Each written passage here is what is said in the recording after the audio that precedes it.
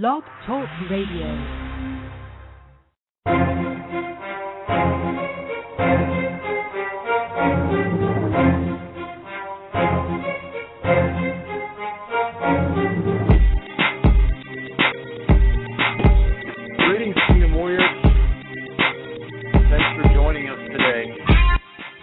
You're tuned in to another special edition of the Breaking Out of the Matrix program. Today's date is Monday, October 7th, 2013. I'm the host of your program, Caleb Kid Coy, a.k.a. the X-Man. And, sorry, we're having a little technical difficulties here. If you would just bear with me. For those of you who have not listened to the broadcast before, we have created a special informational and educational website for you, and that is matrixbreakout.com. This is a members-only subscription website, and if you go in there, you can subscribe for a real nominal fee. $9.95 will get you in as a member.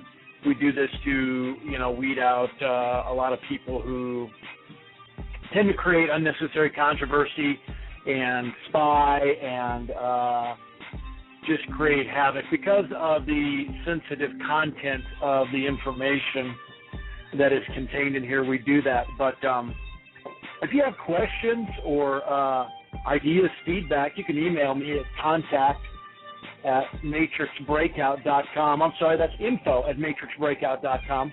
info@matrixbreakout.com. And in just a moment, we're going to have a very special guest returning with us. Dr. Chuck Baldwin will be on the program with us today. And we're excited because we're going to kind of do this follow-up continuation, this part two of a previous broadcast we did where we were discussing the 501c3 corporations and gun laws and the recent shooting. We have discussed these different topics here on this last broadcast, and we want to do a follow-up on that and get into a little bit more detail on those issues there. Here we are a few days into this federal government shutdown, and the politicians are still up in arms, if you will, into which direction that things are going to go. And in the coming days and weeks, we're going to find out what direction things are going to take, if the debt ceiling is going to be continued, and what things are in store for us there. So we have Dr. Chuck Baldwin joining us now, and we're going to kind of continue where we left off this last time. Chuck, are you there with us? I'm there. Good to talk to you. Good to have you back, sir. And Dr. Baldwin, of course, is the pastor of Liberty Fellowship in Kalispell, Montana. And we're going to just move right back into where we left off here on this last broadcast. Again, you're tuned into a special edition of the Breaking Out of the Matrix program. We were talking about, as we left off there, how the underlying agenda is to keep people dependent upon the government, and we can look at the Obamacare debacle and all kinds of different things to see that. And Pastor Baldwin had made a quote toward the end of that broadcast saying there's only one sovereign, and that sovereign is God, of course, and any government should, in all rights, be submissive to God's authority and to God's laws and rules and regulations. And, of course, when you have a government or you have a party that is not God-fearing, that's not in submission to God's laws and agendas, then you're going to have a problem there. It was interesting. Last Wednesday, for those of you that are on the WarriorsRising.com mailing list, I put out a newsletter called The Tribulation Period and the Second Coming of Christ. And then the following day, Dr. Baldwin, ironically enough, put out a newsletter that was titled The Rapture Problem. And in the Warriors Rising newsletter, we talked about the issue of the rapture and what the left behind mentality and that series and different things has done to believers in creating this kind of this pseudo-escapism mentality. And we proved from Scripture why that is possibly not going to be the case, and that believers are going to have to endure the tribulation times. And as Pastor Baldwin said in his newsletter, which I just loved it because it was right on scope and right in line with what we were talking about in our newsletter, was that all throughout history, believers have underwent tribulation. And the Christians of the early church and how many martyrs that we have seen throughout history. And so the reality is true born-again believers are going to have to endure persecution, tribulation, and suffering. So, Pastor Baldwin, when we left off here, you were talking about how that the mentality of people is that government becomes an idol to them. And people that worship government or put them in a place or on a pedestal in the place of God makes them an idolater. So if you would, I want to bring you on to continue this topic and discuss the dangers of what 501c3 corporations as churches have become. And you can either follow up on what you shared with your last two newsletters, and that other one, of course, was titled Why Pastors Won't Take a Stand, which was a great newsletter as well. You can check that at chuckbaldwinlive.com. So go ahead, Chuck, and continue on this topic for us.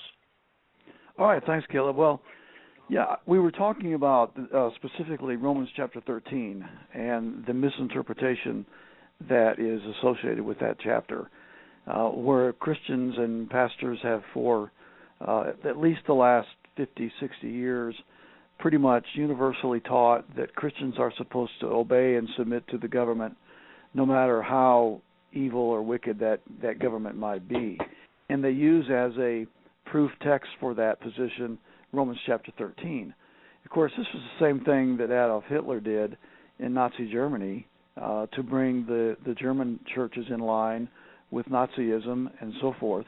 You know, they would actually prepare propaganda sermons and distribute them to the churches of Germany, outlining Romans chapter 13 and that position, and encouraging the pastors and churches to teach those lessons to the congregation, which the vast majority of them did. And as a result, the thinking of the German Christian people at that time was that we are only right with God, we are only obedient Christians when we submit to the state. And what evolved out of that was a doctrine that became known as the two spheres, the doctrine of the two spheres. And this was pretty commonly taught and practiced during that reign of Nazism in Germany. And basically what that doctrine teaches is that while you're in the church, you are worshiping on Sunday, you're singing, you're praising the Lord, and you're preaching and teaching and so forth and so on inside the church, well, then Christ is sovereign, and you are submitting to Christ through your worship in the church. But when you leave the church and you go out into the community, into society, into the country, at that point now you have entered another sphere, and that sphere belongs to the state. And in the case of Nazi Germany, that meant it belonged to Adolf Hitler. And so you were an obedient Christian out in society when you submitted to the state in the similar fashion that you would submit to Christ inside the church. And so that doctrine of two spheres became pretty prominent at that period. And, of course, it was the confessing church led by people like Niemöller and Bonhoeffer and others that vehemently opposed that fallacious doctrine. And, of course, they paid a pretty heavy price for it. Niemöller spent a lot of time in prison, and Bonhoeffer was executed.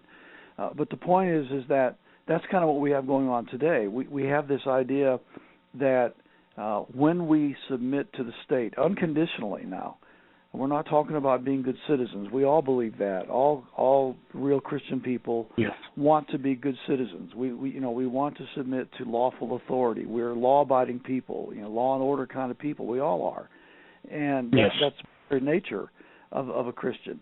But whenever you give to any civil government unlimited, unconditional submission, then you've entered into this era where that you're two spheres. You're saying that, okay, in church I'm God is sovereign, but out of church the state is sovereign. And when you do that, you're making the state an idol. And most Christians aren't getting that, and most pastors aren't getting that. They're thinking they're being good Christians by teaching unlimited submission to the state, when in actuality what they're doing is they are supplanting the lordship of Christ with the state. They are saying that the state is co-equal with God, and that the sovereignty of the state is co-equal with the sovereignty of God. And that's why I say that it's idolatry, and they're practicing idolatry when they take this position. That's why Tim and I wrote the book on Romans 13, The True Meaning of Submission. Again, you can find that book at chuckbaldwinlive.com, and that's something you want to have in your library. You know, John Adams, while he was president, made an interesting statement. He said the church is the moral compass of society. And today I think we could say, Pastor Baldwin, that the church is supposed to be the moral compass of society, because I do not believe it is any longer. And there's so much confusion over this particular issue that people can't seem to get their bearings. And, of course, the scripture being lifted out of context and inerrant doctrine and different things like that have only added to the entire debacle. Now, we talked a little bit about your friend Dr. Greg Dixon at biblicallawcenter.com. I believe it was April 5th that you and Dr. Dixon were both on Alex Jones's program earlier this spring. Is that correct? Yeah, that's correct. Yeah, and you talked about these different issues and details. And if you just do a Google or a search on YouTube, there you can find that video when Dr. Baldwin and Mr. Dixon were on the Alex Jones program. But I want to talk a little bit about that. If you want to give us some highlights for that, or just kind of give us an overall scope of what Dr. Dixon went through with this raid back in 2001. And I really want to talk about, because I don't think a lot of believers in 501c3 ministries and churches understand how the IRS is keeping secret files on its own pastors, detailed documentation of what is said and what is taught. So just reflect on that for us, Dr. Baldwin, please. Sure. Dr. Dixon was the pastor of Indianapolis Baptist Temple in Indianapolis, Indiana. At that time, he'd been there for, I don't know how long, well over 30 years, maybe 40 years. He was a long-time pastor. It was one of the largest churches in the United States at that point, running many thousand in Sunday school. Dr. Dixon took the position that it was not his obligation to withhold taxes from the employees of the church, and that led to the controversy with the Internal Revenue Service, which eventually, as you know, in 2001, under then President George W. Bush and Attorney General John Ashcroft, both professing Christians, one of the first things they did after assuming office was to go on record as being the very first presidential administration to actually confiscate a church facility away from a church congregation. They actually by force went in and seized the property, all of the furnishings, expelled the pastor and congregation from the church, and claimed the church for the government.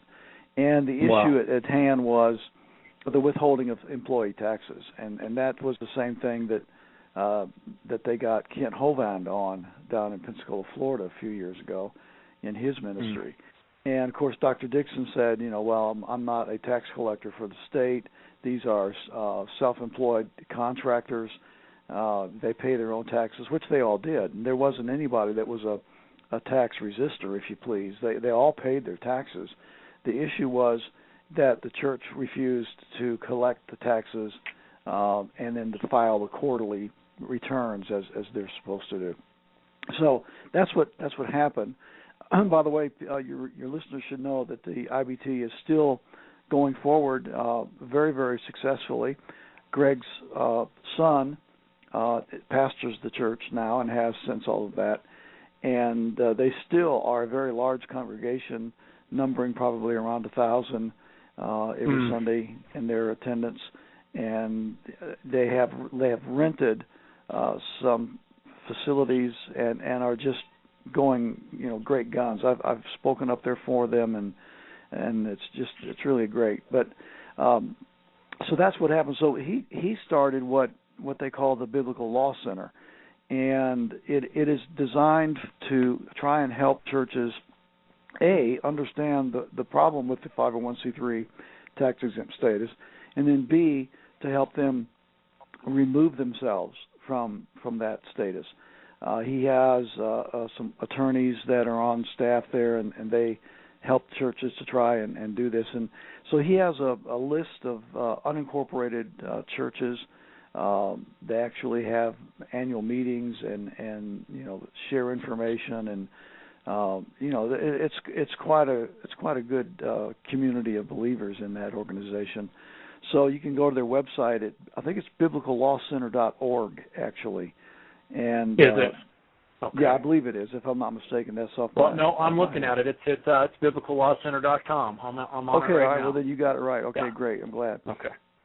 Okay. So, but anyway, that's Greg's story, and they're doing a great job. I refer a lot of churches and Christians to their website to try and get some guidance on that.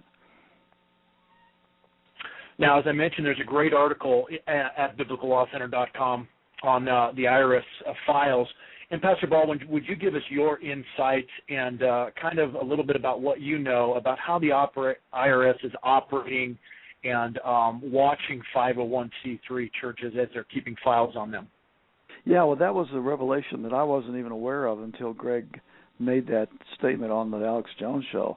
I really wasn't aware that they kept secret files. I mean, it shouldn't have surprised me. I mean, they keep secret files on everybody else. Well, right. Why not the churches? But I just really wasn't aware of it factually until he brought that out, and he had the documentation that gave evidence to that. And of course, all that came out as a result of the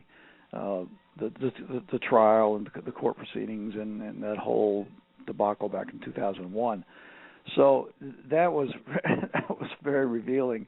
The thing about the 501c3 is, and I didn't really realize it either. I mean, I pastored a 501c3 church for 35 years, and I spoke freely. I had a radio talk show for 8 years, 2 hours a day, and I got on the radio every day, and I named names, and I endorsed people, and I disendorsed people, and I didn't hold back. And of course, in 2008, I was the Constitution Party presidential candidate for president of the United States. So I traveled all over the country campaigning for president during that election cycle. So nobody came to me and said, you can't do this, and there were, I never had a visit from an IRS agent or anything like that. So I really didn't realize what the IRS categorization really did until I left that church and came to Montana to start this non-incorporated independent church, and then with the new pastor that came in and the officers and so forth, and I won't go into all those gore details at that time, but then I understood how the IRS operates and the intimidation factor that they use. And most of the pastors and really not only the pastors but the church boards, whatever they're called, deacons, trustees, elders, every church has a different name for them, but whatever they're called, those gentlemen are even perhaps more intimidated by the IRS than the pastors. Not that the pastors aren't, but these laymen are even more intimidated. And the reason is because in the code, the IRC code, there is a provision. It's vaguely written, and it's not something that's normally talked about. But there is a code that says that if the church runs afoul of the IRS, and whatever definition that is, and like I said, it's very loosely defined and vaguely written so that it can be interpreted any way that it wants to be by the IRS and their puppet courts.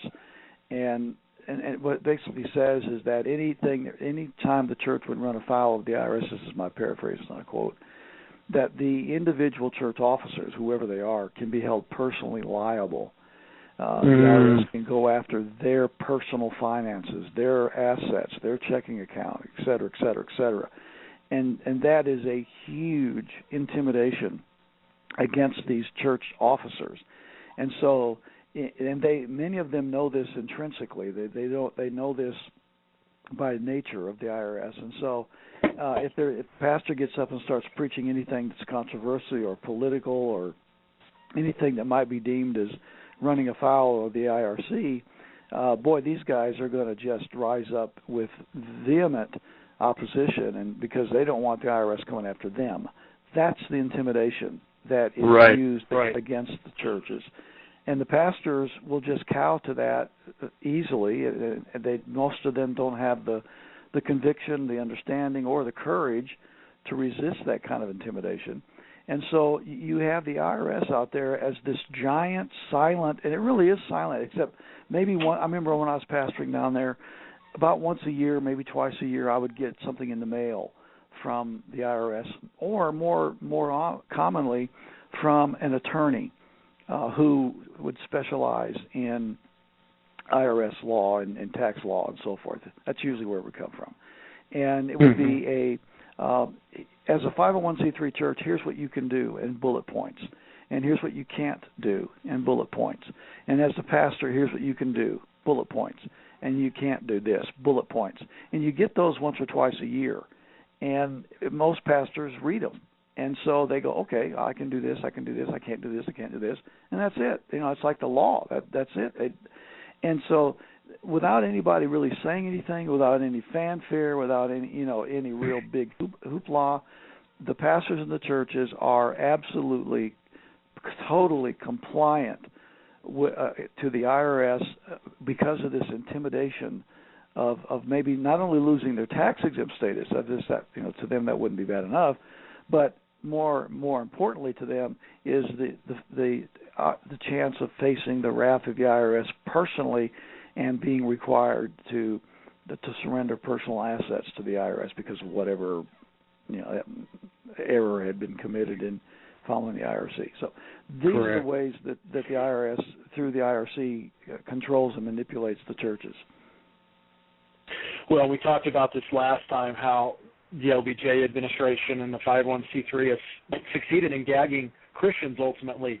Old political philosopher Baron de Montesquieu said, listen to this, way back in 1748, a more certain way to attack religion is by favor, by the comforts of life, by the hope of wealth, not by what reminds one of it, but by what makes one forget it, not by what makes one indignant, but by what makes men lukewarm. When other passions act on our souls, and those which religion inspires are silent. In the matter of changing religion, state favors are stronger than penalties. 1748, he made that quote. Very powerful. And so, what we've seen happen is supposed favors of the state and the government. Well, you want your donors, to give you more money, don't you? So here, let us offer you a tax exemption, even though ultimately you're a corporation. And just as Dr. Baldwin stated, you're gonna receive mailings every year telling you what you can or cannot do and what you can or cannot say. So, Dr. Baldwin, was it really when you transitioned from Florida to Montana that you first became unincorporated as a 501c3? Yeah, that's correct. When we started the fellowship here in Montana, we did not and will not incorporate, and we are not 501c3. So we are completely out of that system altogether. And that's the problem that some of these churches are going to have is, if they wake up to the reality of this and they try to come out of the IRS system, they're going to have real problems in doing so. The IRS is worse than the mafia when it comes to trying to get out of it. So that's what Dr. Dixon does. He tries to, help churches do that. And let's just say too here that let's remember that I think that these two things together, the misinterpretation of Romans 13 and the IRS intimidation, the 501c3 categorization, are the 1-2 whammies that are keeping the churches totally neutered, and it's why your pastor won't take a stand. That outside the fact that he's taught, and I'll go into my column, the one that you referred to a minute ago. From the time that he's in Bible school or college or seminary or whatever institution he goes to for his training, he's taught to be successful. When he gets out, everything is about success. Bigger congregation, more crowds, bigger buildings, more income. The whole whatever success is, and they're really motivated by success. And many of them have good motivations in terms of we're trying to do God's work. We're trying to help people. We're trying to save souls. They really are well intended. They think that by being successful, that means, well, if we have bigger crowds, we're reaching more people. If we have more offerings, it means we have more money to reach out and do things and have more ministries and hire more staff. And, so a lot of them, it's not that they have sinister motives or anything like that. They have good motives. They think they're doing God's will. They think they're doing God's service. And so, to them, success equals, serving God. But it's success orientation. And the whole idea is, you don't want to do anything controversial that would drive people away. You don't want to preach anything that's controversial, and you don't want to say anything that's controversial. And, of course, there's nothing more controversial than politics. So you avoid politics like a plague. So the whole idea, is I've got to be successful. I've got to achieve. I've got to obtain. Got to go forward. Got to grow. Well, so we stay away from all those things that might, be controversial. We stay away from politics. And then you got hanging over all of that, the IRS code, and you've got the misinterpretation of Romans 13, and you put all that together, and it is the perfect storm to nurture the pastors and churches, and that's what we're dealing with in our country today.